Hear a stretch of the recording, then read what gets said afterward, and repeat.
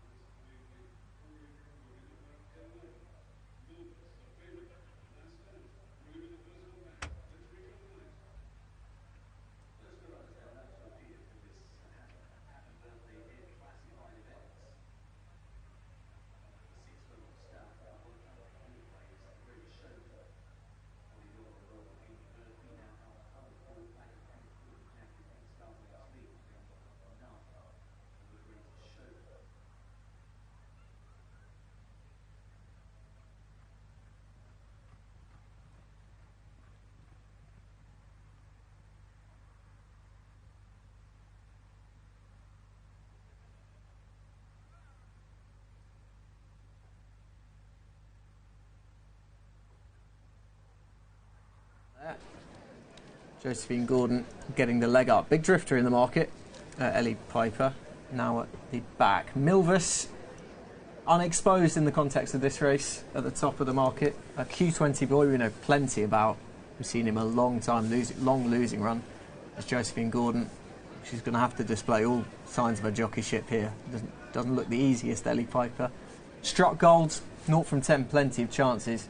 The Greatest Showman is, of course, a distance winner at least, but doesn't arrive in much form. So, Dave Yates, where do you look? I was looking at the Greatest Showman, and I completely chime with you about this horse's lack of a recent win. Of course, this horse was rated in the mid-80s a couple of years ago, but it's been pretty much downhill since then, and in this classified stakes is rated 49 here, so £1 shy of the best horses in it. The positives with the Greatest Showman, we know that he goes well round here at Chelmsford City. That losing run is definitely a worry.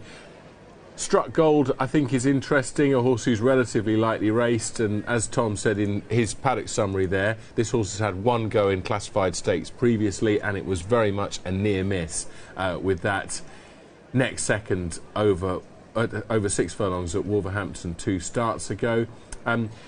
Q20 Boy, again, another horse who has a fair losing sequence to overcome. It's just over a year since he got his head in front. On the plus side, dropping into classified stakes company here for the first time. But I think it's right that Milvus is favourite.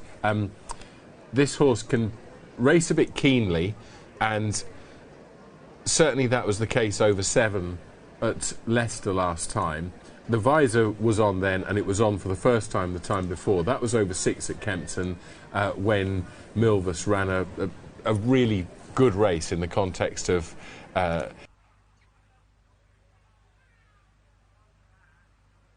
thanks at the line. So this isn't a race that I would be looking to have my mortgage on, Anthony, but certainly Milvus towards the head of the market is lightly raced. But I just decided that the Greatest Showman, I hope it will click one day, and hopefully coming back down in to classified stakes company here will work the oracle. They get a bit of stick, classified races. I genuinely really enjoy them. I enjoy the puzzle of working out the horse dropping down to this grade, whether they can really make their mark. Usually you're looking at an exposed one. Milvus is unexposed and has been fairly well backed in some of his races. You look at that Nottingham race where he went on 5-1 when Nosheen Murphy was riding. And Twilight Jazz last time as well. The concern for me is the trip, to be honest. He looked readily outpaced at Kempton when they really got to the teeth of the race. Now in classified grade, you could argue he might be able to get away with it. That would be my only concern, because I think in form terms, what he's shown in at least at Kempton on July probably matches up with the best recent runs. So yeah, it'll be interesting to see how it all plays out. Just in front of Q20 Boy in the betting. I'm just professing my love for classified races. Tom, are you in the same camp as me? I love classified races in the sunshine, Dunkers. There's no doubt about that. I wouldn't be so keen about them tonight, but this one is certainly very competitive. I'm going to side with Milvus here. He's the most unexposed in my eyes, the most open to improvement, drops to a mark of 50, gets him into this kind of race. And I thought a first-time visor performance when running a good race at Kempton, 4th of 12 last month, that's probably near enough good enough to win a race like this. And I didn't think it was a bad performance when 5th at Leicester last time, when the drop back in trip to this kind of distance looked absolutely ideal. But the last couple of routes to go forward, that's number 14, Universal Grace, Neil Callan and Stuart Williams. Neil, of course, looking for a double on the card. And number 7, Q20 Boy, looking to give Rab Havlin a double as well. Last one in, or at least second last, is going to be next second. That is the Greatest Showman. Definitely got a squeak. That one is going to be the last one in for Amy Murphy, who is here tonight, and Holly Doyle. Let's get to Alex. They're off and racing.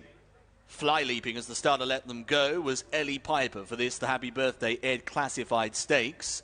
Milvus up the inside, not badly away, but the Greatest Showman, blinkers back on, got a good start, and also prominent is next second. Ellie Piper handy as well, the light blue sleeves. NASCAR just off the pace with Universal Grace. Tucking in behind that runner now is next second, then Gypsy Nation.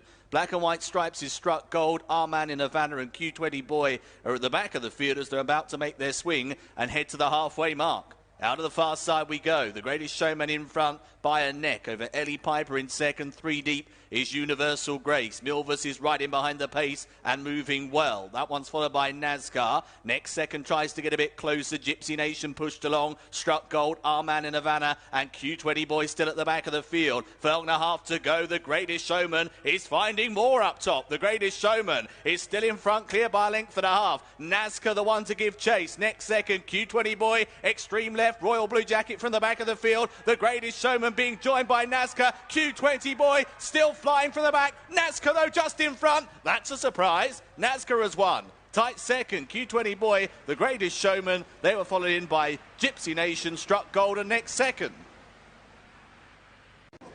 Yeah, that is a surprise. NASCAR, 12 race maiden coming into this, has got off the mark at the 13th attempt for Linda Perrott, and Callum Shepherd has run down the Greatest Showman.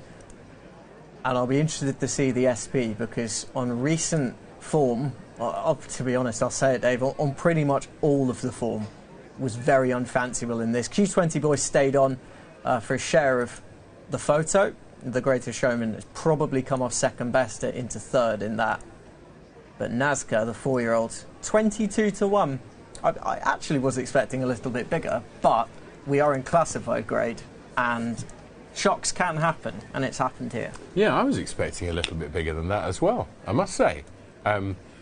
NASCAR has beaten just 3 rivals on his last 3 starts. I must say, I really thought that the Greatest Showman had this in classified stakes company. I think the lower down the pyramid you get, the lead is possession is 9/10 of the law as they pass the furlong pole, especially when it's at a distance of 2 lengths.